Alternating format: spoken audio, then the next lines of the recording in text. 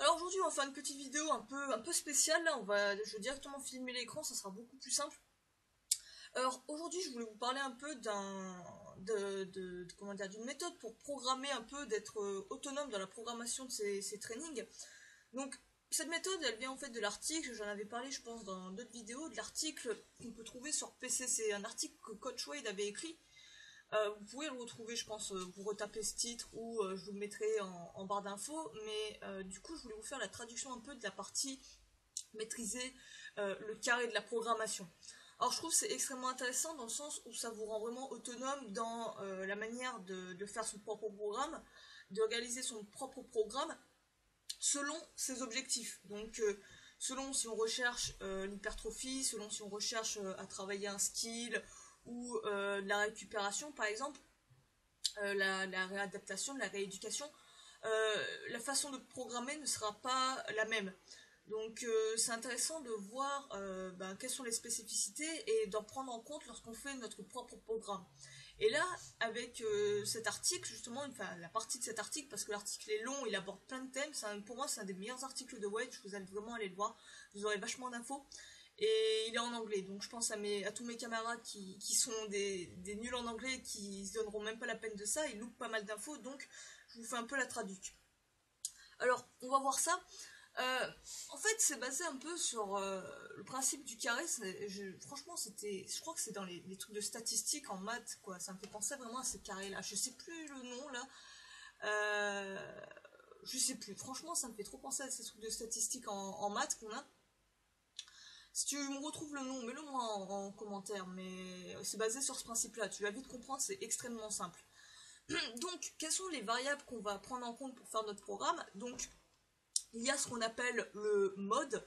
Donc le mode en anglais, je sais même pas comment le traduire, mais en tout cas, ce que ça veut dire, c'est que c'est ce que vous faites, les exercices que vous allez pratiquer, quels sont les exercices que vous allez pratiquer, est-ce qu'il y en aura beaucoup ou pas beaucoup.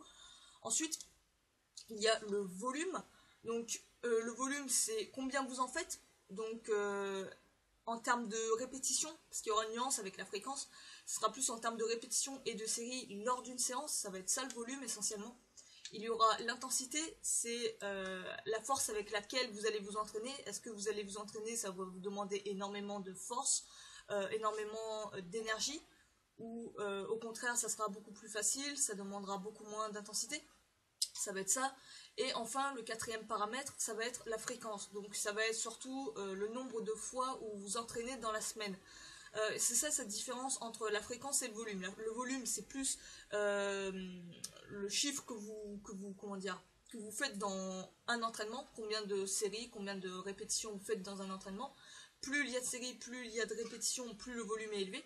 Et la fréquence, ça va être plus le nombre d'entraînements, le nombre de séances que vous allez faire dans la semaine. C'est ça la nuance qu'il faut prendre en compte pour la fréquence et le volume. Donc, euh, donc voilà, ça va être le carré comme ça se présente comme ceci. En fait, là, c'est vraiment la version primaire, on va dire, où là, vous aurez sur les coins des carrés, ça sera le maximum, et le centre, ça sera le minimum. Donc, plus un des facteurs se rapprochera du centre, moins ça demandera en termes de mode, par exemple, de volume, de fréquence et d'intensité, enfin, d'exercice, on va dire, on va pas mettre mode parce que ça veut rien dire.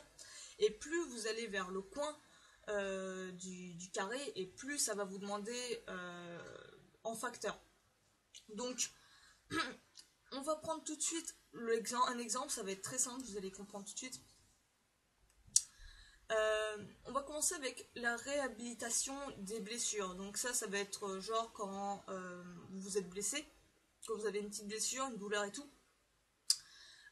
Et faire en sorte que le corps se réadapte, se rééduque en douceur. Donc là, ce que ça va demander, je prends juste mes feuilles pour avoir directement la traduction, ça m'évite de le faire en live. Donc, pour la réhabilitation des blessures, ça va demander beaucoup de volume. Donc, comme on voit là, on a la petite croix qui se rapproche le plus du volume. Donc, beaucoup de volume. Ça va être énormément, on va dire, de répétitions et de séries. Ça va être vraiment ça. En termes d'exercice, on ne va pas non plus travailler énormément d'exercices. On sera un peu au centre, on va dire. Ni trop peu, ni trop non plus. Voilà, on va dire on est un peu au milieu, quoi, entre les deux. En termes d'intensité, ben, là aussi ça sera bas, on va chercher des exercices avec une intensité assez faible, ce qui est tout à fait normal, puisqu'on veut à tout prix éviter la douleur. Et pour que le corps se réadapte, il faut trouver des exercices qui nous évitent absolument cette sensation de douleur. Ça va être souvent des exercices à basse intensité, et souvent qui dit basse intensité dit gros volume. Souvent ça va de pair. Après ça dépend surtout des objectifs, mais souvent ça va de pair. Et enfin le dernier truc c'est la fréquence. Donc là ça sera beaucoup de répétitions dans la semaine. C'est-à-dire qu'on va faire beaucoup d'entraînement pour bien chauffer la zone et faire en sorte qu'elle soit assez entraînée dans la semaine, avoir quand même beaucoup de séances d'entraînement pour la zone blessée, on va dire. Et en faisant ça, en ayant un gros volume comme ça permet d'avoir une meilleure récupération. Donc ça va être vraiment le cas d'une blessure. Quoi d'autre? Là aussi, en termes d'intensité, tout ça, je pense aussi à la difficulté des exercices qu'on va choisir. On va choisir des exercices qui ne sont pas très techniques non plus.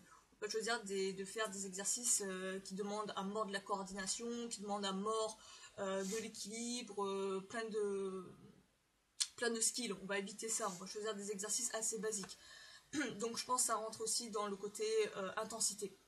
Ensuite, pour l'entraînement du skill, donc l'entraînement du skill, ça va être tout ce qui est... ce qu'on entend par skill, c'est...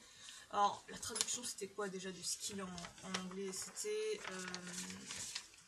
ouais, je l'ai perdu. J'ai eu sur le bout de la langue. En fait, ça va être tout ce qui est entraînement comme les figures du style hand balancing, donc équilibre, tout ce qui est salto arrière, salto avant. Ça va être des exercices qui demandent beaucoup de compétences, qui vont demander de l'agilité, de l'équilibre, de la force. C'est vraiment un condensé de ça, en fait, les exercices, on va dire les skills. Ça va être vraiment des exercices de ce style-là. Donc je pense beaucoup aux exercices de style vrille, tout ça. Oh, j'ai perdu la traduction de skill, là, ça me saoule. Ça va peut-être me revenir. Pareil, le elbow lever, par exemple, ça c'est un exercice plus de skill. Ce ne sont pas forcément des exercices qui vont demander énormément de force, mais ce sont des exercices qui demandent quand même beaucoup de compétences. Et pour travailler ce style d'exercice, ce style de training, il faut beaucoup de fréquences, travailler plusieurs fois dans la semaine, plusieurs fois. Faut le répéter encore et encore et encore et encore. C'est le truc où il faut y aller vraiment à mort en termes de répétition sans bien sûr atteindre la fatigue musculaire. C'est ce qu'on va éviter. Il faut être toujours frais. Donc ça va être pas forcément des exercices avec une grosse intensité, comme tu le vois, ça va être des exercices quand même avec une faible intensité, ce qui te permet de le répéter de nombreuses fois. Tu as quand même un assez gros volume, comme tu le vois là. Et plus tu le répètes, plus tu deviens meilleur dans ces entraînements en fait. Donc dans ces exercices. Donc c'est plus c'est mieux en fait dans ce style d'entraînement. Et là, en termes d'entraînement de mode, ça va être des exercices vraiment assez spécifiques. Comme je te dis, du style équilibre, back lever. Je pense que les exercices de force aussi peuvent rentrer là-dedans. Parce que, comme le disait Pavel, la force, c'est du skill. Il faut que tu travailles la force comme tu travailles le skill. Donc, ça va reproduire ce même schéma où tu vas avoir beaucoup de fréquences, tu vas répéter pas mal d'exercices, tu vas garder quand même les répétitions basses, mais ce sera des exercices où tu vas devoir répéter encore et encore, même si c'est de la force. Donc on peut retrouver la force dans cette partie-là.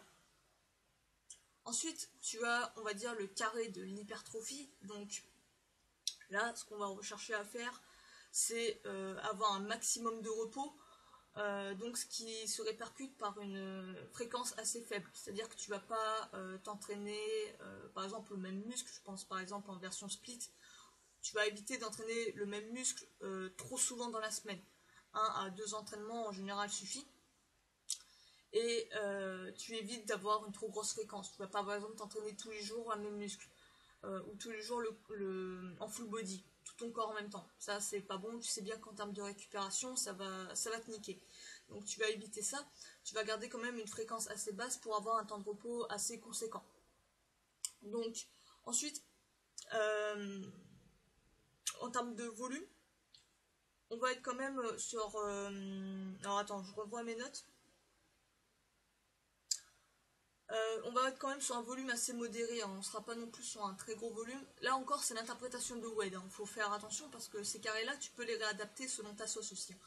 Mais ça, c'est l'interprétation de Wade. Donc en termes de volume, il ne va pas considérer qu'il faut énormément de volume. Comme tu le sais, il est plutôt sur 2-3 séries par exercice. Et par contre, il faudra travailler avec une très grosse intensité, il faudra travailler très durement les exercices. Et on sera toujours sur des exercices basiques, on ne va pas être sur des exercices qui nous demandent trop de compétences, trop de skills. Donc ça va nous permettre vraiment de nous concentrer plus sur la construction musculaire et d'être plus efficace dans ce type d'objectif en fait. Ensuite, pareil pour le volume, comme je te le dis, là c'est l'interprétation de Wade, donc tu vois, il est entre les deux là encore, il est ni au minimum ni au maximum. Pour beaucoup, il y en a qui vont considérer que c'est pas assez en termes de volume et que on devrait en faire plus. Souvent, il y en a qui partent sur 4 séries, 6 séries. Wade, il est vraiment sur 2-3 séries. Le seul truc que tu peux avoir comme réponse, c'est teste et vois ce qui te correspond le mieux. Si tu te sens mieux avec 2-3 séries de travail et tout en même temps en cherchant un maximum d'intensité, base-toi là-dessus. Le problème avec beaucoup de séries, c'est qu'en général, l'intensité va en pâtir et on travaillera avec moins de force. On mettra moins de jus dedans parce qu'on va s'économiser pour les séries suivantes. Donc ça peut être, voilà, il faut trouver un juste équilibre en fait entre les deux. Ensuite, l'entraînement de la force. Donc là, c'est la version de Wade. Comme je l'ai dit, il y a un peu la philosophie de Pavel qui est un peu différente de ce que tu peux entendre en général. Donc ça se rejoint, je pense, quand même. Donc en termes d'intensité, bah, forcément tu seras à fond, quoi, clairement, là quasi au maximum, clairement. Donc il faut des exercices qui te permettent de faire des répétitions basses, entre 1 à 5 reps maximum. Toujours ça, on est vraiment sur une très très grosse intensité. En termes de set, Wade, donc 7 on est en volume, de modéré à élevé, donc de 2 à 3 séries en général jusqu'à 5 séries, il part sur ça en général. Wade, Pavel lui il est 2 séries pour la force, considère aussi que c'est suffisant, mais tu peux aller jusqu'à 10 voire 20 séries carrément pour de la force selon Pavel. Donc ça dépend vraiment de ton objectif, ça dépend aussi avec quelle rapidité tu veux évoluer. Mais clairement, plus t'en fais, mieux c'est. Ce serait ça le dicton de Pavel. Donc là aussi, il faut tester, il faut voir ce qui te correspond le mieux, ce qui te correspond le plus, ce que tu préfères. Souvent, pour tout ce qui est entraînement, je pense notamment aux figures. S'il y en a qui travaillent beaucoup les figures, comme le front lever, le back lever, la planche, etc.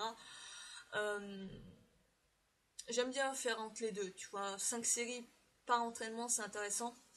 10 à 20 séries, le problème c'est que tu es obligé de limite te concentrer exclusivement sur cet exercice, sur un seul exercice, et tu auras peut-être moins de temps pour faire autre chose. Donc ça permet peut-être d'être plus focus. Pareil, souvent tu vas prendre un temps de repos élevé, donc vraiment ça t'oblige à être vraiment focus que sur un seul exercice. Ça peut être intéressant, mais si tu veux faire d'autres choses à côté, ça peut être pénalisant, ça peut être un peu plus chiant. Donc j'aime bien trouver un équilibre. 5 séries, c'est pas mal. 5 séries sur des maintiens, par exemple, si tu travailles le back, le front, peu importe. 5 séries avec des maintiens de 5 à 10 secondes par exercice, selon la variante où t'es. C'est intéressant avec des gros temps de repos, 3 minutes minimum de chez minimum, 5 minutes. Là c'est bien, tu peux même aller au-delà, il n'y a pas de souci quoi. Le but c'est d'éviter d'avoir à ce que son corps refroidisse. Donc, où en étais-je? Voilà, 7 modéré à élevé, donc 2, 1, 2 séries à 5 séries, voire même au-delà pour ceux qui veulent vraiment se baser là-dessus, se concentrer à fond. Les répétitions sont basses, forcément, on est sur de la force. Le volume, on est au milieu, c'est ça, c'est entre les deux. Et l'intensité est clairement élevée. Et ça va être surtout, on va travailler sur des exercices basiques. On va travailler sur des exercices qui ne demandent pas non plus un gros skill. Hein. Ça va être des exercices quand même qui ne demandent pas de l'équilibre, qui ne demandent pas de la coordination de ouf. Ce sont des exercices quand même simples, en termes simples mais pas faciles. C'est ça le truc. Et voilà, j'ai fait un peu le point sur un peu les 5 types de 5 ou 4, je sais même plus, 5 je crois, les 5 carrés d'entraînement. On pourrait peut-être rajouter d'autres sur, par exemple, le travail de la puissance, je pense que tu peux en rajouter d'ailleurs, hein, peut-être l'exercice de souplesse aussi, pourquoi pas, je sais pas. En gros, tu vois, les styles de carré, tu peux en faire pour toi-même en fait, et l'adapter à toi-même. Et c'est ça qui est cool en fait, tu testes, mais en tout cas, ça te met déjà une grosse idée de comment t'entraîner, comment programmer, quels sont les paramètres à prendre en compte lorsque tu fais de la programmation. Et dis-moi d'ailleurs si ça t'intéresse, je pensais le faire juste après, mais je veux juste savoir ton avis, si ça t'intéresse, je le ferai, je pense. C'est faire cette partie, t'expliquer cette partie-là, le petit tableau, regarde-le bien. Ça te permet de voir le nombre de répétitions par set, par série, et le nombre de sets par session que tu dois faire. Donc tu peux regarder juste ça. Donc il y a pour le skill, la force, l'hypertrophie, l'endurance musculaire d'ailleurs, ouais, il y a ça, la réhabilitation des tendons et la réhabilitation des cartilages carrément. Donc si tu veux qu'on analyse tout ça, que je te fais un débriefing de tout ça, tu me le dis en commentaire, ce sera avec plaisir, ce sera un complémentaire de cette vidéo on va dire. Et on fera ça la prochaine fois. Donc tu me le fais savoir. Et sur ce, j'espère que ça t'aura aidé, j'espère que ça t'aura intéressé. Franchement, n'hésite pas à aller lire cet article, il est vraiment, vraiment intéressant. Franchement, même si tu lis pas l'anglais, c'est pas grave, tu fais Google Traduction, j'en sais rien, mais t'arriveras à te démerder, essaie de trouver des infos. Les meilleures infos sont toujours en anglais, hein, dis-toi ça quoi. Donc, sur ce, moi, je vais te laisser, je te dis à la prochaine. Ciao.